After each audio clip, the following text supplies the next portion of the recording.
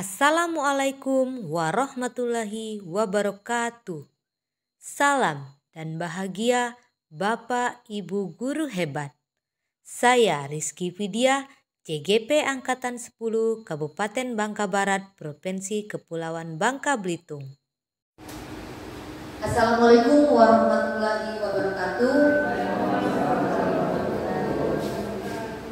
Terima kasih kepada Bapak Ibu yang sudah berkenan hadir untuk mengikuti kegiatan seminar Diseminasi Budaya Positif Modul 1.4 yang mana ini merupakan kegiatan aksi nyata saya dalam mengikuti pendidikan guru penggerak Angkatan 10. Dan bahagia untuk kita semua. Nah, sebelum kegiatan kita mulai, ada baiknya kita berdoa terlebih dahulu agar kegiatan kita hari ini mendapat berkah, mendapat manfaat untuk kita nanti. Ada yang bersedia untuk memimpin doanya? Ya.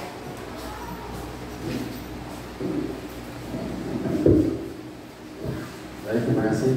Marilah kita berdoa menurut agama masing-masing supaya kegiatan kita ini lancar. Berdoa mulai.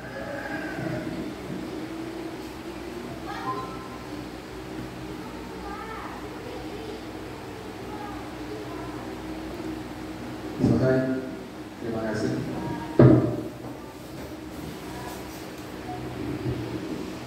Pak Ari yang sudah memimpin doa kita pada pagi hari ini. Next nih, kita ice breaking sambung nama buaya biar lebih semangat. Jadi nanti ice breaking itu dimulai dari saya untuk menyebutkan nama buah. Contoh saya menyebutkan buah tin. Tin itu ujungnya apa? N. Jadi saya tunjuk nanti N, buah apa yang N? Ya. Contohnya kita coba ya. 1, 2, 3, naga. Bu Eli. A. Iya, A apa? Buah A. Iya. Nah, begitu ya. Paham? Dimulai dari kita mulai. Anggur, Pak Alim.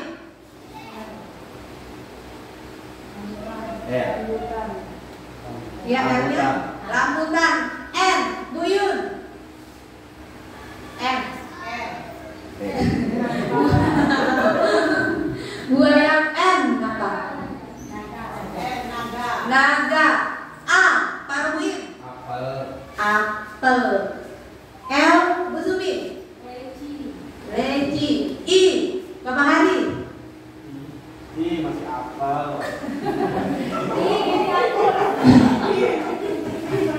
I masih apel. Oke, L. Ibu Eli. Lengkeng. G. G, Bu Kusma. Jambu. Gak usah lah, kalau nggak bawa buang. Oke, sebentar aja untuk kita sebentar. Jadi biar lebih semangat aja ya. Lanjut. Nah, sebelum kegiatan ini dimulai, kita membuat keyakinan khas kita bagaimana agar kegiatan kita ini menjadi lancar ya.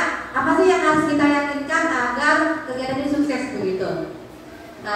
Nanti saya akan keluar sebentar, saya akan mengambil kertas koran dan post-it untuk membuat keyakinan. Kita jurang pendapat, kita tulis dalam post-it apa sih yang kita yakinkan agar kegiatan ini berjalan lancar.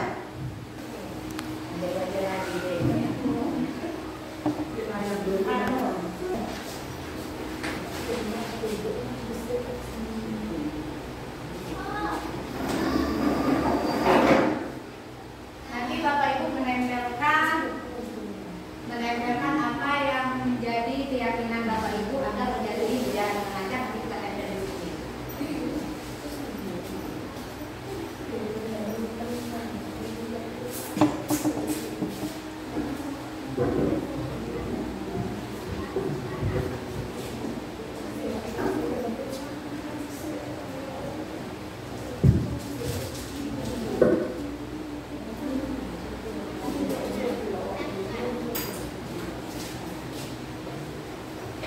Kalau yang meyakini boleh lebih dari satu boleh minta lagi kertasnya, tapi satu kertas ini untuk satu keyakinan. Iya, kesepakatan kelas, keyakinan kelas. Tulis apa saja yang Ibu yakini, Bapak Ibu yakini agar kegiatan ini bisa berjalan dengan lancar.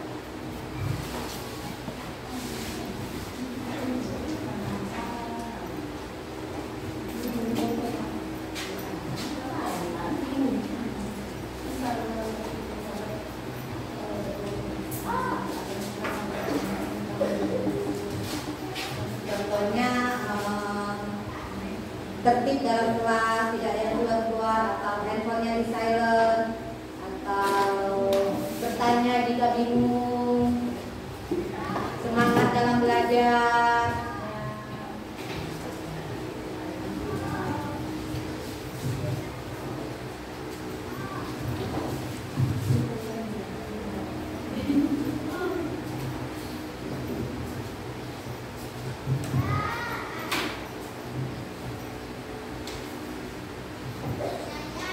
Kalau sudah boleh ditempel di kertas ini.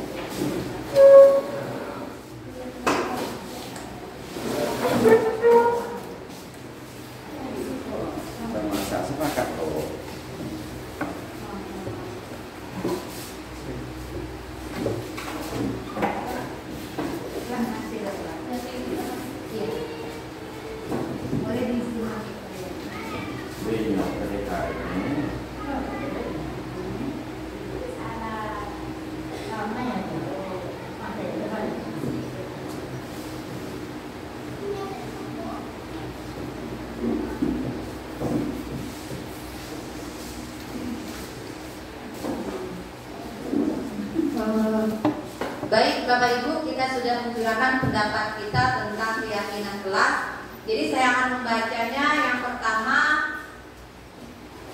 bersemangat mengikuti kegiatan ini. Jadi keyakinan kelasnya harus semangat.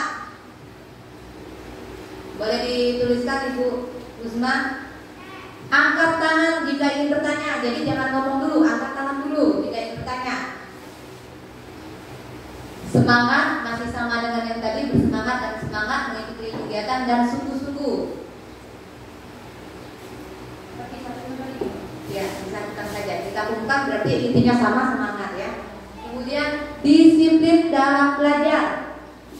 Nah, disiplin seperti contohnya jangan asal keluar, izin dulu mungkin, atau menghormati ketika ada yang berbicara, kita mendengarkan dan menyimak.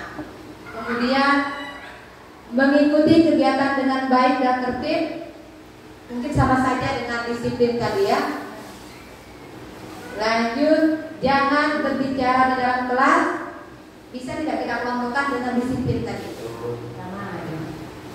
Aktif dalam mengikuti kegiatan, bisa dikelompokkan dengan semangat? Bisa?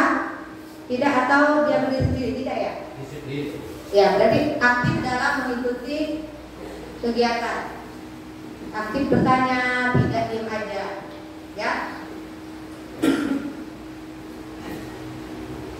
Tamasya akhir tahun.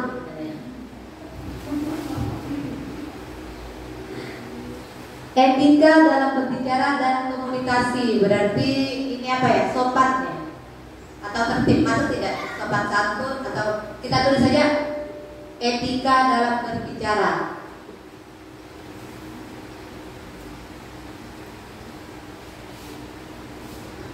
Memperhatikan, kalau kita mengelompokkan dengan disiplin tadi bisa memperhatikan. Bisa kita lanjut. Saling bertanya tentang masalah pelajaran. Boleh kita masukkan ke aktif tadi ya. Nah, kurang lebih inilah keyakinan kelas atau kesepakatan kelas yang telah kita sepakati bersama. Ada 5 kita kelompok, jadi kita ambil garis besarnya jadi 5 keyakinan. Saya baca lagi yang pertama. Bersemangat mengikuti kegiatan, angkat tangan jika ingin bertanya, disiplin dalam belajar, aktif dalam mengikuti kegiatan, kemudian etika, kita harus beretika ketika berbicara. Sudah. Nah, itu dari keyakinan kelas kita selama mengikuti kegiatan ini. Kembali ke tanpa. Oke, next. Lanjut. Nah, sebelumnya budaya positif. Sekarang kita memasuki kegiatan budaya positif. Next. Apa itu budaya positif? Apa yang terlintas dalam pikiran Bapak Ibu jika mendengar kata budaya positif? Boleh? Apa Pak? Kebiasaan yang baik. Kebiasaan yang baik. Seperti contoh? Buang sampah tempatnya. Terus Berbicara sopan. Ya. Masuk kelas kalau sudah ada. Iya, benar. Lanjut, ada lagi yang ingin mengungkapkan tentang budaya positif? Kalau kita di sekolah kita sudah ada belum budaya positifnya? Sudah. Seperti yang tadi, ada lagi kalau pada hari Senin kita melakukan apa? Upacara, dan di akhirnya kita salam-salaman. Itu termasuk dari budaya positif yang ada di sekolah kita. Nah, budaya positif itu untuk arti yang lainnya adalah sebuah nilai kebajikan yang menjadi keyakinan dan pada akhirnya menjadi karakter atau ciri khas dari sebuah komunitas atau lembaga. Jadi itu budaya positif, nilai kebajikan yang nantinya menjadi keyakinan. Kalau sudah membudaya, berarti itu sudah menjadi keyakinan pada diri seorang. Ya, kita lanjut. Sekarang pertanyaannya, seberapa penting menumbuhkan budaya positif itu di lingkungan sekolah?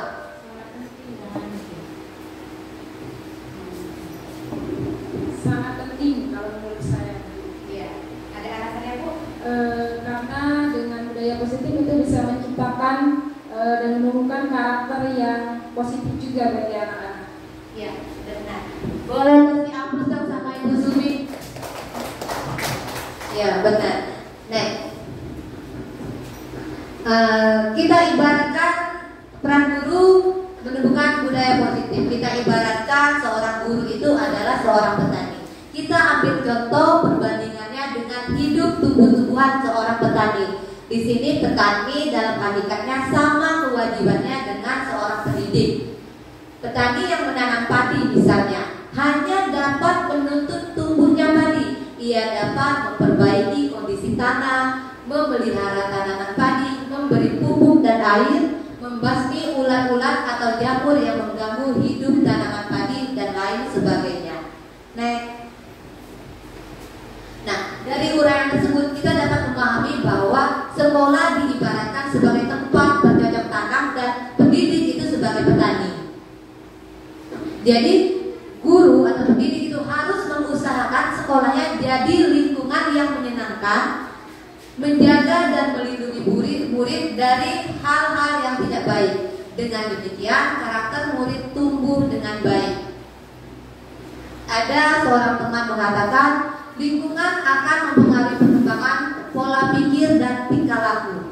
Jika suasana positif telah membudaya dalam lingkungannya, maka pendidikan dan pengajaran yang diberikan akan menjadi pemahaman yang bermakna. Oleh karena itu, guru perlu menanamkan rasa tanggung jawabnya untuk menciptakan suasana atau budaya positif di lingkungan sekolah. Nah, tujuan diseminasi kita pada hari ini memahami konsep-konsep inti dalam budaya positif dan dapat menerapkannya di lingkungan manapun. Berarti tidak hanya di lingkungan sekolah, boleh diterapkan di lingkungan manapun, di rumah, dimanapun kita berada. Dan ini ada beberapa konsep inti budaya positif. Yang pertama, perubahan paradigma belajar, disiplin positif, motivasi perilaku manusia, kebutuhan dasar, posisi kontrol restitusi, keyakinan kelas, dan segitiga restitusi. Kita lanjut yang pertama, perubahan paradigma belajar. Jadi jika kita ingin menanamkan budaya positif itu, kita awali dengan perubahan paradigma tentang kontrol. Pernah nggak kita merasa kita tuh harus mengontrol orang ini agar sesuai dengan apa yang kita inginkan atau sesuai dengan aturan kita? Kita dengan tanpa kita sadari kita sering memaksa aturan tersebut kepada seseorang. Nah, sekarang kita akan mengubah paradigma kita tentang teori kontrol. Banyak miskonsepsi, kesalahpahaman tentang teori kontrol ini. Lanjut.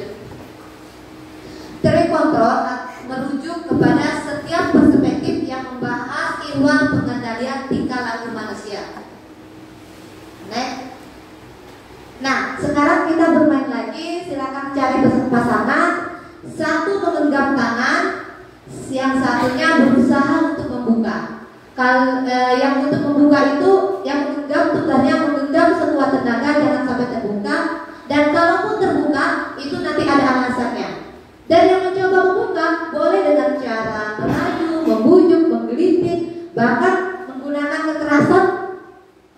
Iya, pokoknya usaha dia untuk membuka genggaman. Boleh silakan bermain, cari pasangannya Bapak Ibu.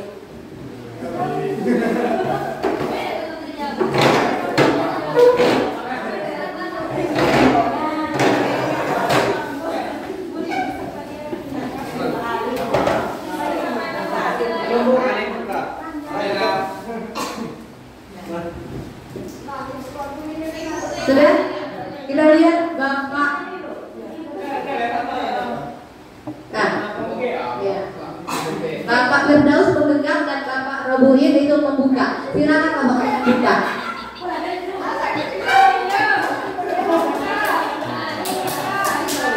Oke. Ya, paling dengan Bapak. Paling, tolong buka paling. Oke. Oke. Sudah? Ada dua percobaan. Yang tadi Bapak Robuhin dengan Bapak Firdaus. Siapa yang membuka? Bapak Firdaus. Yang membuka sendiri.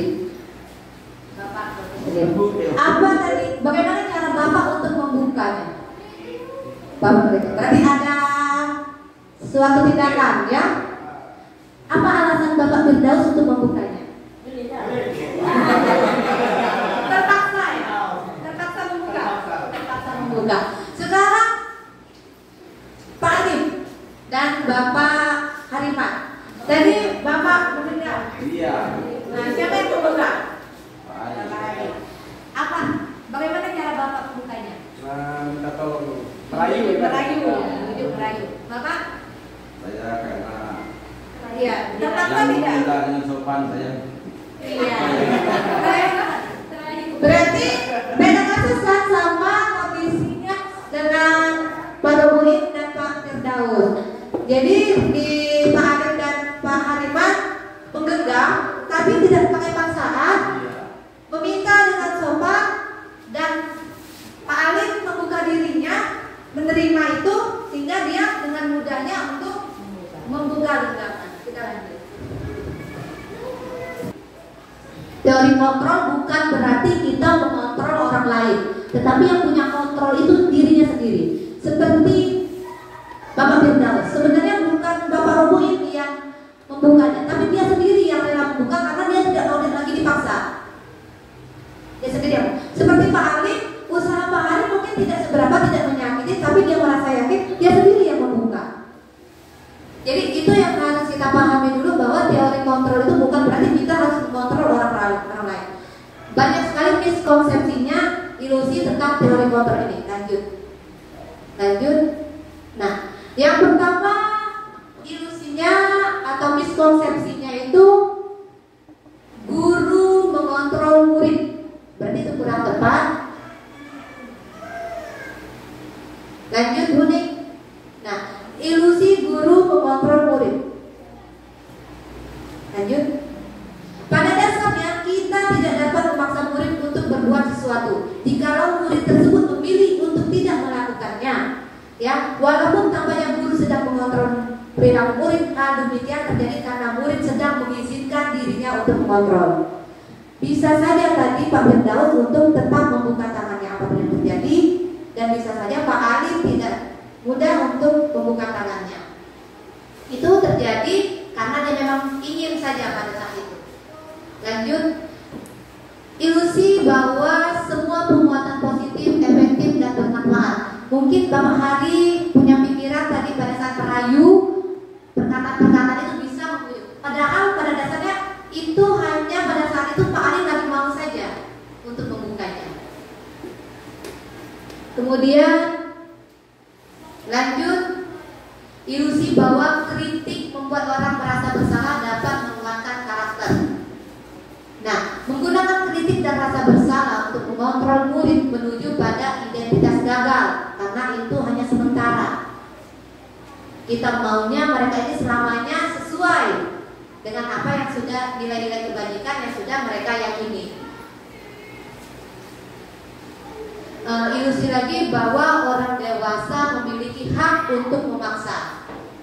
Banyak orang dewasa yang percaya bahwa mereka memiliki tanggung jawab untuk membuat murid-murid berbuat hal-hal tertentu. Apapun yang dilakukan dapat diterima selama ada sebuah kemajuan pada murid tersebut berdasarkan sebuah pengukuran kinerja.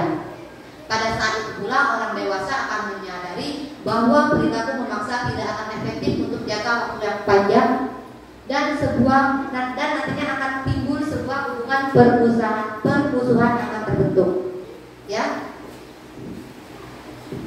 Nah, berdasarkan beberapa penelitian tentang teori kontrol, semua perilaku manusia pasti memiliki tujuan. Begitu pula dengan perilaku siswa. Bahkan sebuah kesalahan yang dilakukan siswa pasti memiliki alasan. Alasan tersebut bisa disebut dengan pemenuhan kebutuhan dasar manusia. Apa alasannya? Kita lanjut. Nah, itu sebagai pemenuhan kebutuhan manusia. Ada 5 kebutuhan manusia. Yang pertama untuk bertahan hidup.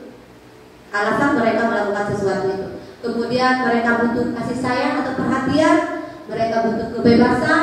Mereka butuh kesenangan ketika mereka melakukan itu. Dan mereka butuh penguasaan. Mereka merasa berkuasa. Nah, jadi kita harus mengubah pandangan kita tentang teori kontrol dari teori stimulus respon, kita ubah ke teori kontrol atau teori pilihan. Yang pertama, kalau kita lihat dari stimulus respon, kita mencoba mengubah orang agar berpandangan sama dengan kita. Satu peraturan yang kita anggap baik, kita memaksa orang. Tetapi kita ubah pemikiran kita yakinkan bahwa kita berusaha memahami pandangan orang lain itu tentang dunia itu berbeda, tidak semua sama. Kita memahami pandangan orang lain tentang dunia, sama tidak? Kita harus tahu dulu tentang itu, bahwa kita tidak punya pandangan yang sama. Selanjutnya, perilaku buruk dilihat sebagai suatu kesalahan. Kita ubah pandangan kita tentang itu. kita ubah menjadi semua perilaku itu memiliki tujuan. Apa tujuannya dia berbuat begitu? Kita coba tenangkan diri, kita tanya. Walaupun itu kesalahan, pasti kesalahan itu ada tujuannya. Next.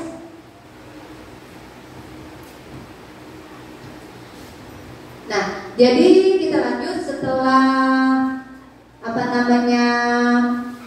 teori kontrol budaya positif. Pasti kita akan menemukan yang namanya disiplin positif. Untuk membuat budaya-budaya positif itu kita harus membuat disiplin positif, menerapkan disiplin positif. Sebelumnya, bagi Bapak Ibu semua, apakah makna disiplin itu? Ada yang ingin mengemukakan pendapatnya? Alat kontrol.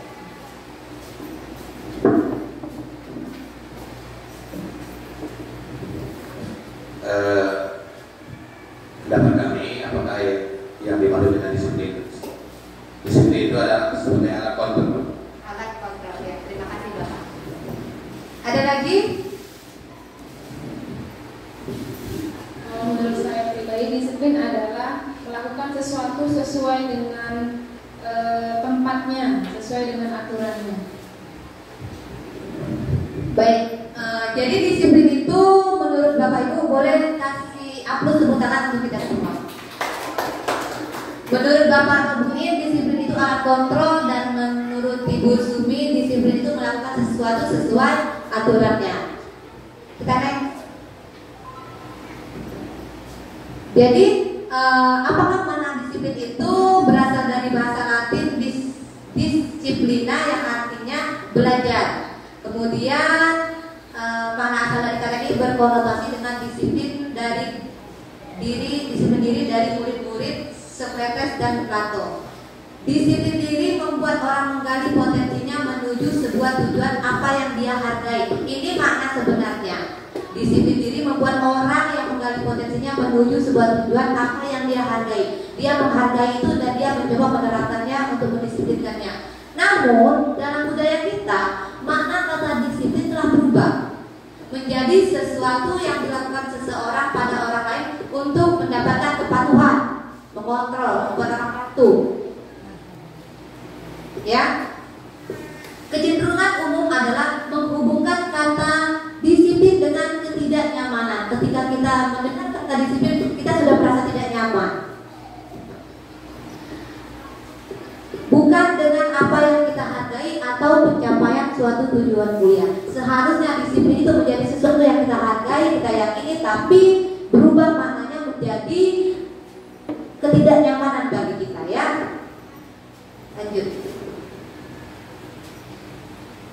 Nah, selama ini disiplin dipahami sebagai tindakan untuk membuat siswa patuh pada aturan sekolah dan guru. Apakah seperti itu penerapan disiplin yang tepat? Apa yang terjadi jika kita menerapkan disiplin seperti itu? Banyak tidak yang melanggar? Banyak, karena mereka tidak punya keyakinannya tadi. Kita lanjut. Nah, di sini ada konsep disiplin dengan identitas gagal. Mereka mungkin mengikuti aturan kita pada saat itu saja, tapi setelah itu mereka akan kembali ke habitat awalnya. Nah, kita lihat beberapa konsep disiplin dengan identitas gagal. Kemudian ketika kita ingin menerapkan disiplin, kita mengajukan hukuman. Apa yang terjadi pada anak kita? Mereka akan merasa sakit, menyakitkan, itu tidak nyaman. Kemudian murid takut, itu akan ada kesan memaksa. Murid nantinya akan menyembunyikan kesalahannya, tidak jujur karena dia takut dihukum. Kemudian murid menjadi rendah diri. Itu alasannya, ya. Selanjutnya penghargaan. Kenapa konsep disiplin dengan identitas gagal, penghargaan itu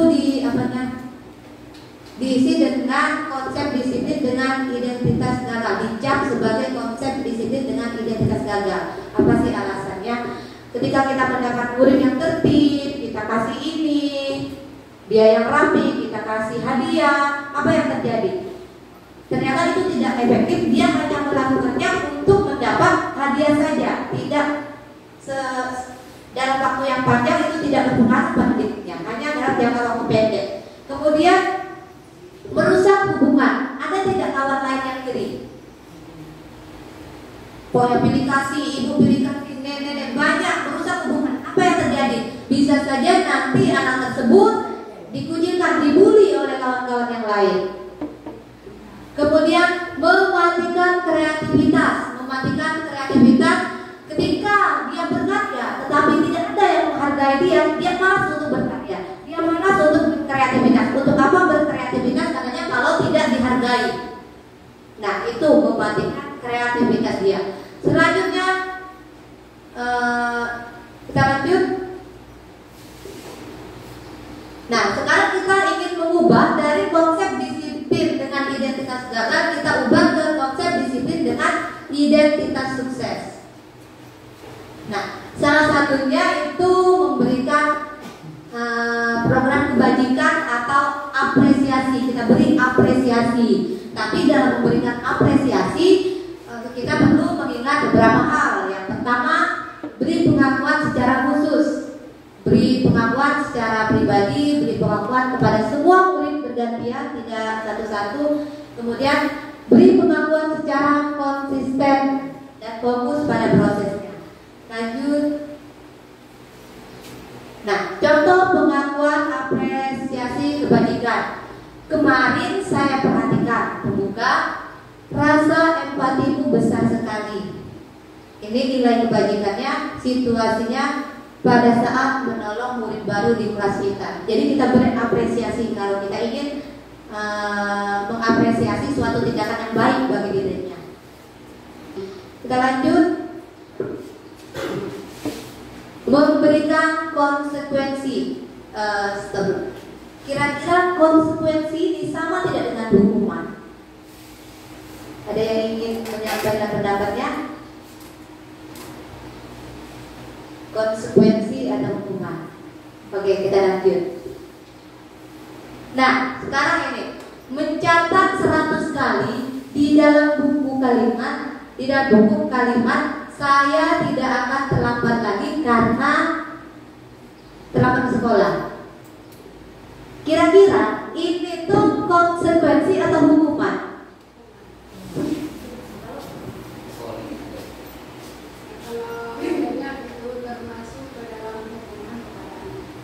Terima kasih, Bu. Iya, menurut Ibu Rohani ini adalah hukuman kepadanya. Kita lihat, ya, ternyata itu hukuman. Kenapa? Kita kembali lagi ke halaman ini.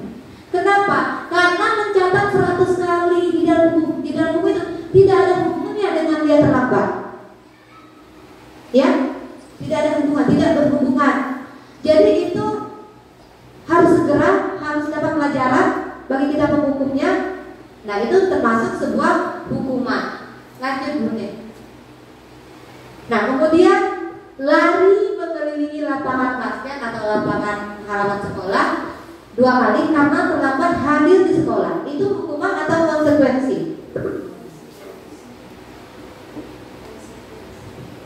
Kita pikir, ketika dia lari mengelilingi lapangan, apakah ada hubungan dengan terlambat sekolah?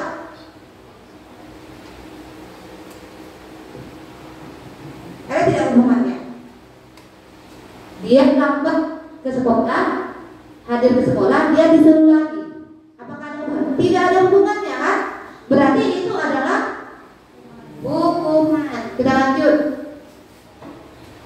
Nah, menggantikan kertas tugas teman yang telah dicoret-coretnya, itu adalah, kita lihat, iya, konsekuensi. Karena apa? Karena dia memang harus menggantikannya karena dia telah mencoret-coret tugas teman. Nah, sekarang nih, lari mengelilingi lapangan basket 2 kali karena terlambat 10 menit untuk mengikuti pelajaran PJOK. Ini konsekuensi atau hukuman? Konsekuensi. Alhamdulillah. Kenapa? Karena memang kita perlu pemanasan sebelum berolahraga. Jadi konsekuensinya dia harus mengelilingi lapangan sebelum mengikuti pelajaran olahraga. Kita lanjut. Nah, kemudian ada lagi, selain kita menerapkan konsekuensi, kita menerapkan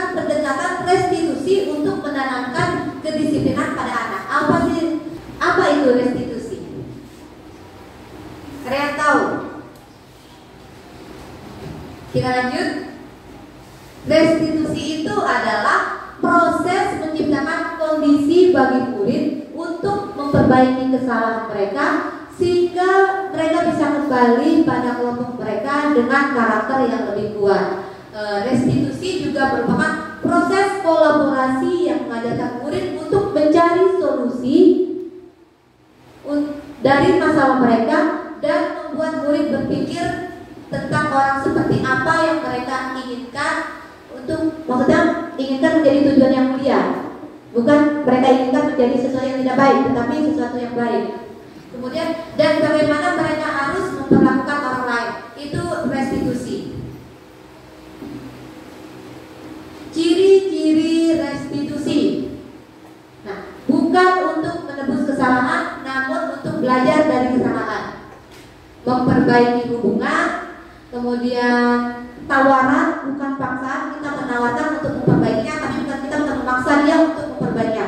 Karena kalau kita memaksa, malah dia menolak. Tapi kalau kita tawarkan, bisa saja dia ingin.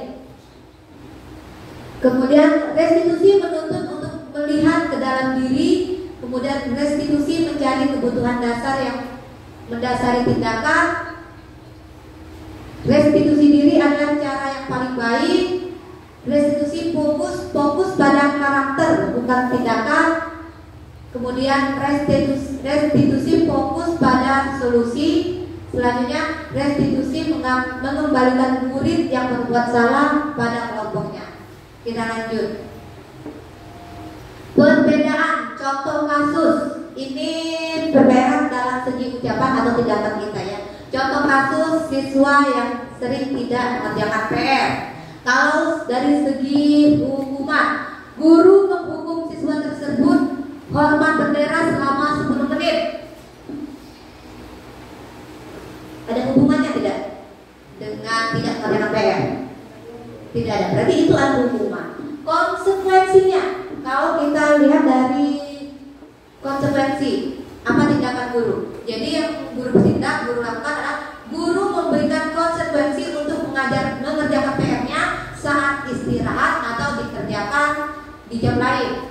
Tapi tetap mengerjakan PR. Tapi tidak ada solusi di sini. Ya, dia tidak nanya, guru sudah tahu kesalahannya tidak buat PR, konsekuensinya kamu harus mengerjakan PR. Entah itu jam istirahat, kamu tidak istirahat, atau jam jam pelajaran lain.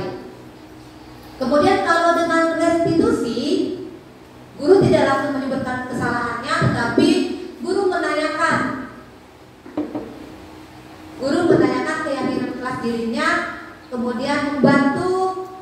Maksudnya kalau tidak membuat PR, kita tanyakan itu benar tidak, sesuai tidak dengan apa yang sudah kita yakini.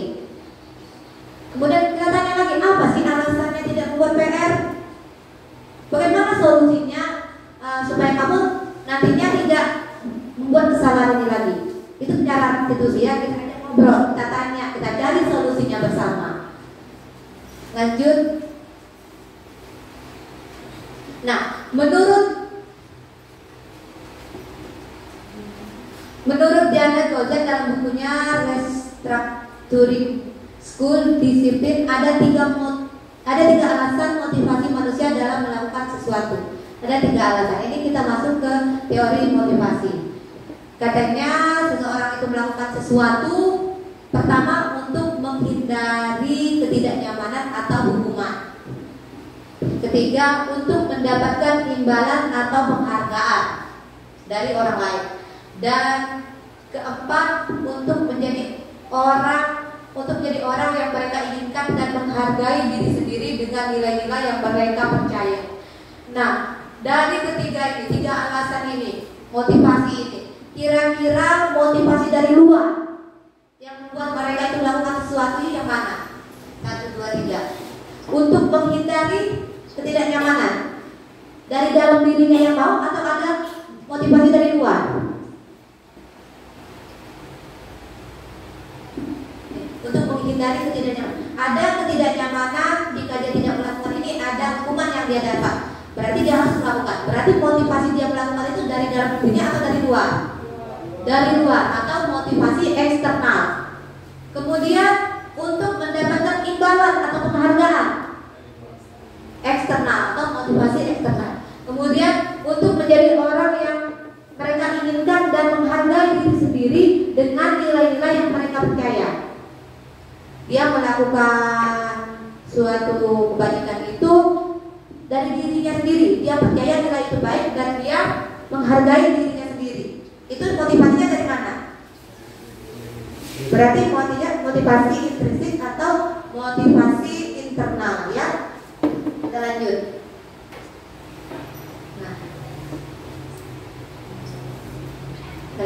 Nah, sekarang kita masuk ke 5 posisi kontrol. Jadi untuk menerapkan budaya positif, disiplin positif, kita masuk ke 5 posisi kontrol. Yang pertama ada penghukum, kedua membuat merasa bersalah, ketiga teman, kelima pemantau, dan keenam ada manajer. Kira-kira jika kita menemukan ada anak buah kita yang melanggar peraturan, di mana kita berada? Dari 5 posisi kontrol ini, di mana kita sering berada? Pak Hari? Penghukum. Ya. Ada yang lain?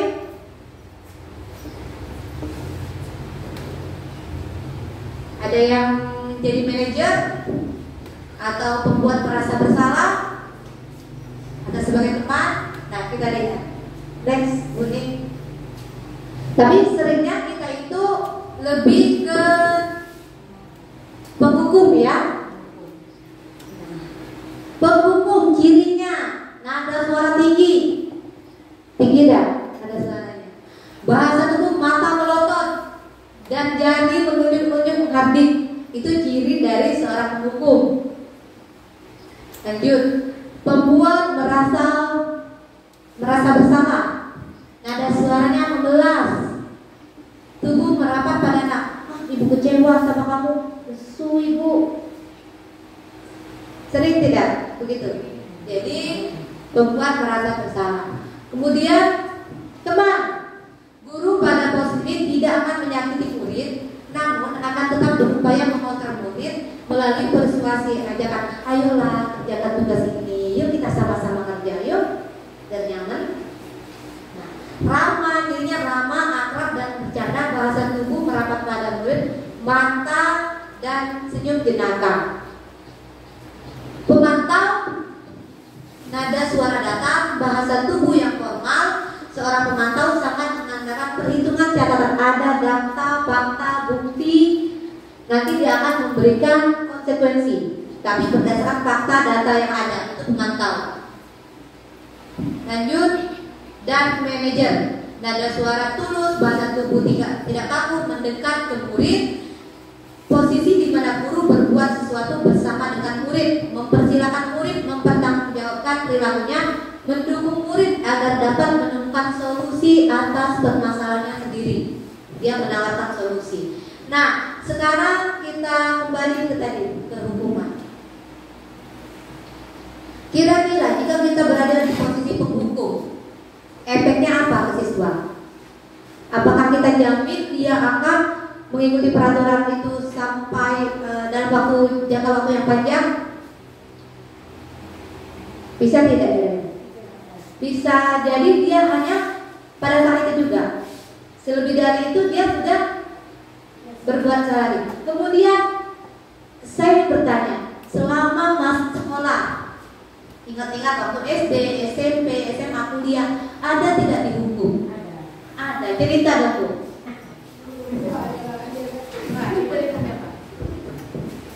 Hukum kalau tidak tahu dengan syarat perkalian, itu dihukum. Perkalian dari perkalian 2. Jadi dihukum di depan kelas. Tempo kami dulu masih pakai libes. Pakai lidi. Ya, tidak tahu. Tapi setelah itu disuruh dapat. Kalau dia apa? Tadi dia apa di depan, besoknya sudah apa? Nah, itu berarti kita bersemangat. Tapi perasaan ibu pada saat dihukum macam mana, Bu? Kecewa. Ya. Teringat tidak siapa guru yang menghukum ibu? Ada, tapi lah almarhum. Maaf saya, Nah. didenda? Ada. Ya.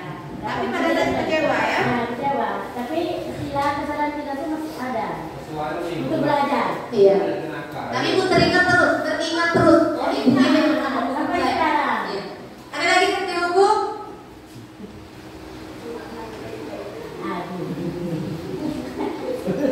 Semuanya. Tidak teringat, kalau saya ada. Iya. Semuanya. Jadi itu maksudnya kalau di posisi penghukum itu yang harus kita hindarkan. Jangan sampai nantinya kita menumbuhkan rasa benci pada anak didik kita. Makanya kita harus menghindarkan posisi kontrol menghukum sebagai penghukum itu. Lanjut.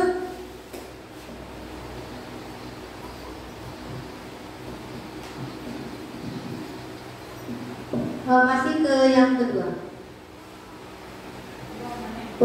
Pembuat merasa bersalah.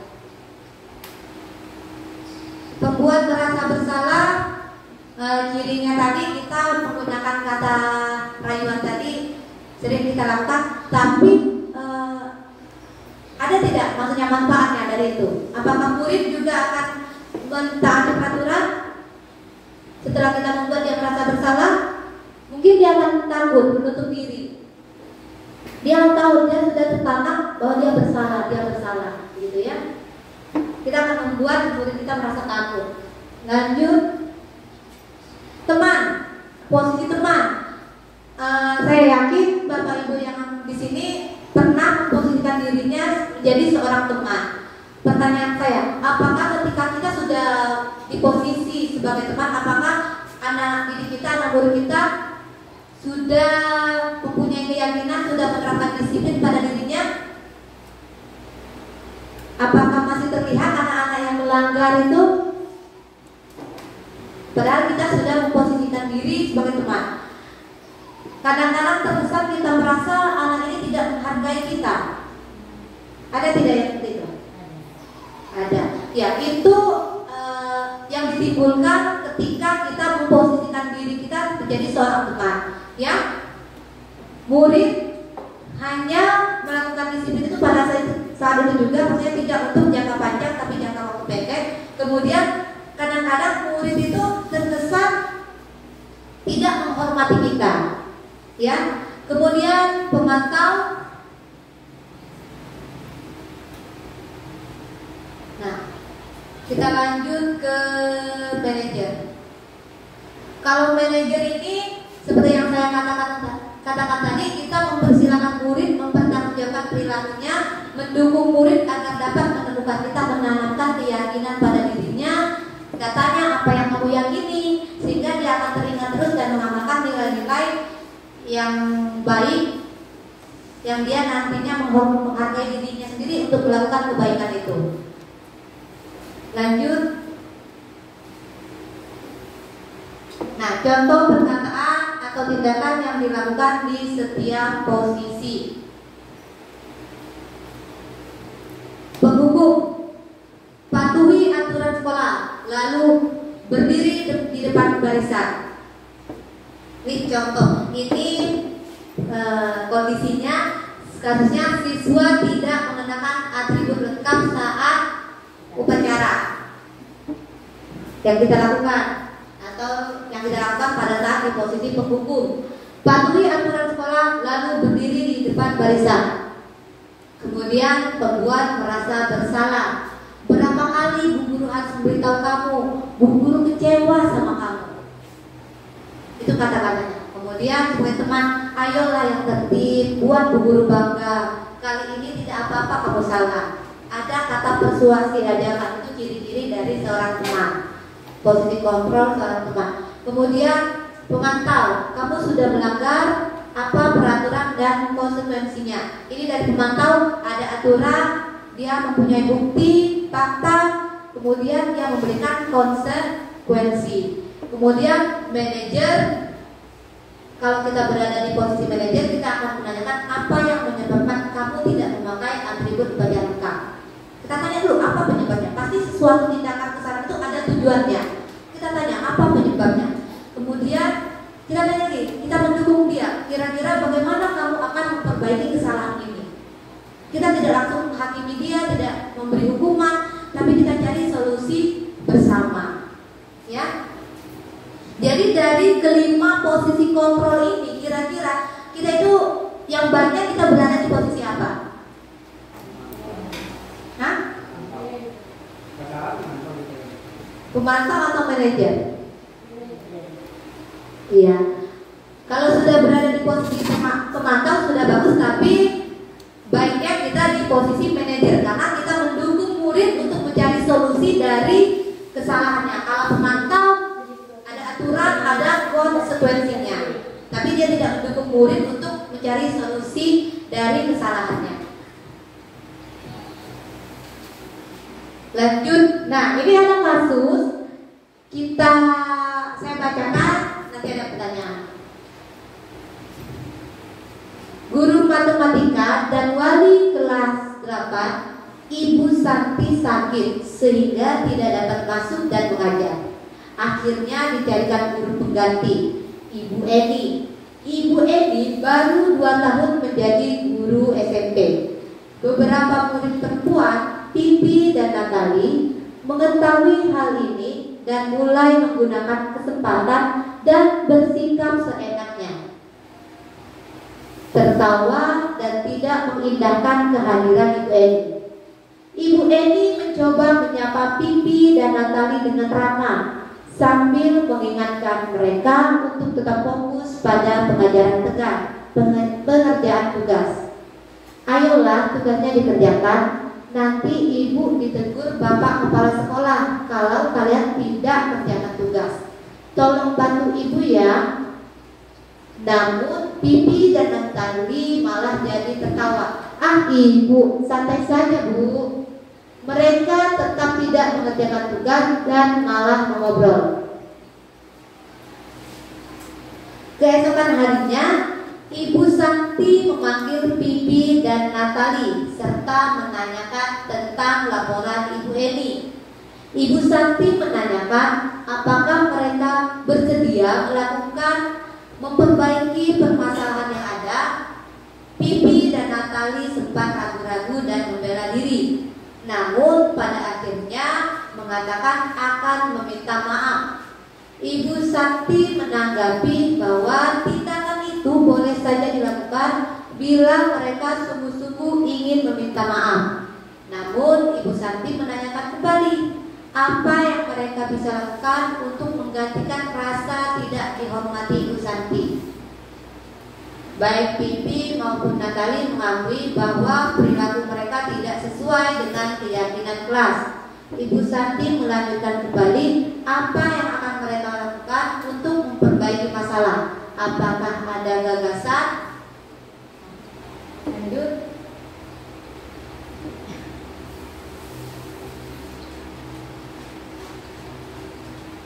Nah, sudah pertanyaannya tadi siapa di sana? Guru siapa yang tidak masuk? Ibu Santi digantikan oleh Ibu Eni. Apa yang terjadi ketika Ibu Eni yang masuk?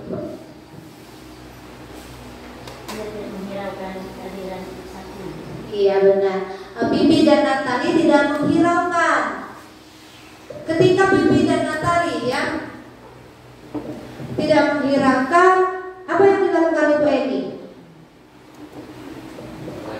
Mengajak, membujuk, ayo kerjakan.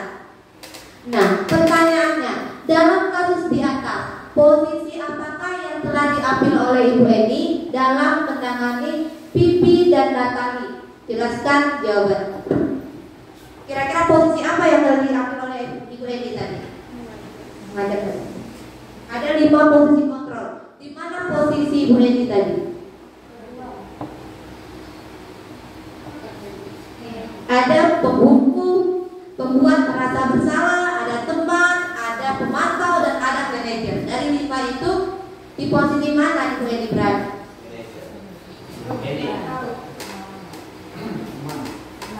Teman, oke. Alasan teman, Bapak Hari. Alasannya teman.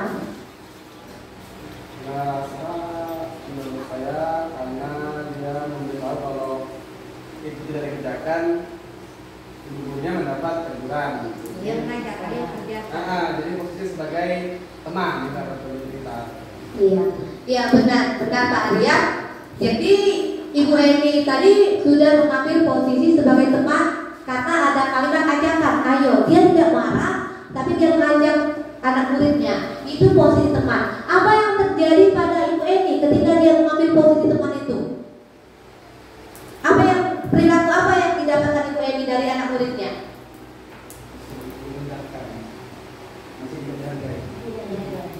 Dia tidak dihargai. Benar kan Bu? Muridnya tidak menghargai dia kalau dia memposisikan diri sebagai teman. Nah, kemudian lanjut. Nah, kita keyakinan kelas, tapi sebelum ke keyakinan kelas saya ingin mengulang. Ibu Santi tadi, coba kita ke percakapan Ibu Santi. Nah, Ibu Santi memanggil Pipi. Dia nanya apakah mereka dia mendapat laporan. Dia nanya tentang laporan itu bahwa si Pipi dan Natali ini tidak menghargai Bu Eni. Dia nanya, kemudian dia tidak langsung mempersalahkan, tapi dia tanya dulu masalahnya. Kemudian dia nanya lagi apakah bersedia memperbaikinya. Kemudian keyakinan apa yang telah mereka langgar. Nah, sekarang posisi Ibu Santi ini sudah di mana? Di manajer, ya benar sekali. Berarti si Ibu Santi ini sudah memposisikan diri sebagai manajer. Dia mendukung muridnya untuk melakukan perbaikan, mencari solusi bersama untuk memperbaiki kesalahannya. Lanjut. Tadi untuk itu maka kita semua butuh keyakinan kelas, ya. Lanjut. Mengapa tidak peraturan saja? Mengapa harus keyakinan? Kan sama aja kata kita. Kenapa sih harus diubah-ubah katanya? Mengapa harus peraturan? Coba saya sudah mengatakan tadi, ketika kita mendengar peraturan, mungkin dalam otak kita ada enak kali ya kalau melanggar, tidak mau terbengkak kalau katanya peraturan. Ketika kita menggunakan helm, harus pakai helm ketika berkendara motor. Males pakai helm, panas. Tapi kalau kita yakin dalam diri kita bahwa kalau pakai helm itu untuk keselamatan kita, melindungi kita yakin, apakah kita perlu peraturan itu? Kalau kita sudah yakin, tidak ya. Kalau peraturan kesannya bagaimana? Tapi kalau kita sudah meyakini, maka kita akan melakukannya dengan ikhlas hati, ya. Lanjut. Nah, satu, peraturan harus menggunakan helm bila mengendarai kendaraan roda 2. Yang dua, peraturan menggunakan masker, mencuci tangan dan menjaga jarak. Ketika kita ada peraturan harus jaga jarak, harus pakai masker, harus mencuci tangan. Keberatan dan kita. Kadang-kadang kita melawan, benar gak Bu? Tapi kalau kita sudah yakin, punya keyakinan dalam diri kita bahwa cuci tangan untuk kesehatan kita, menggunakan masker untuk kesehatan kita, apakah kita keberatan melakukannya? Tidak. Nah, makanya kita harus beralih dari peraturan ke keyakinan. Next.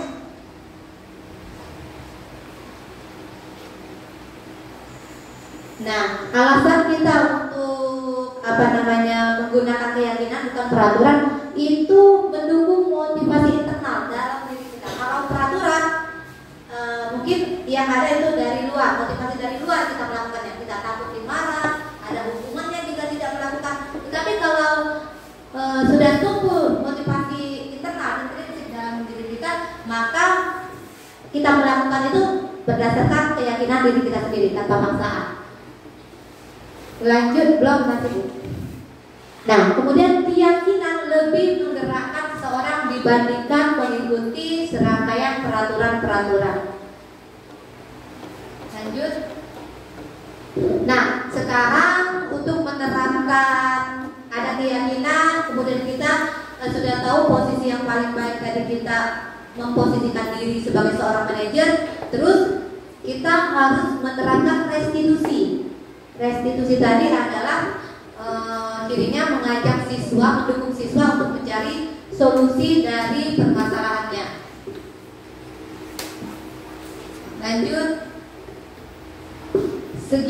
ketiga, restitusi. Suatu proses dialog yang dijalankan guru atau orang tua agar dapat menghasilkan murid yang mandiri dan bertanggung jawab. Kita lakukan restitusi, kita berdialog dengan siswa. Lanjut.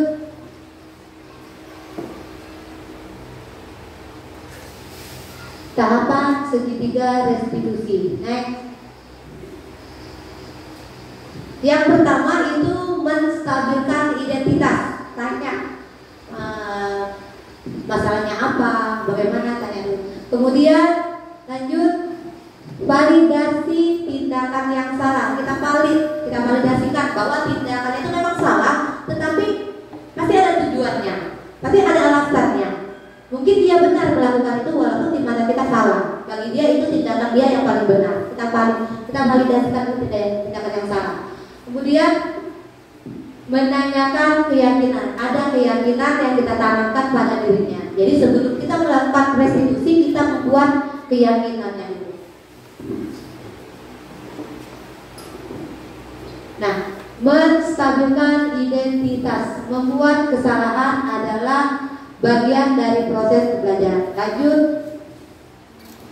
memvalidasi tindakan yang salah. Setiap kita berpikiran bahwa setiap perilaku berupaya memenuhi suatu kebutuhannya tadi. Berarti setiap tindakan tak salah itu benar, tak salah tak benar itu ada alasannya ya untuk memenuhi kebutuhan dia. Kemudian guru akan bergeser dari pemikiran stimulus respon menjadi proaktif. Jadi kita tidak menjudge, tapi kita membuka pemikiran kita. Oh, ini alasannya, kita harus menerima. Kemudian lanjut. Oh, ini menanyakan keyakinan misalnya. Nah, sudah Bapak Ibu, ketika ini menanyakan keyakinan, kita tanyakan pertanyaan-pertanyaan tentang apa yang dia yakini, kemudian kita memunculkan motivasi dari dalam dirinya.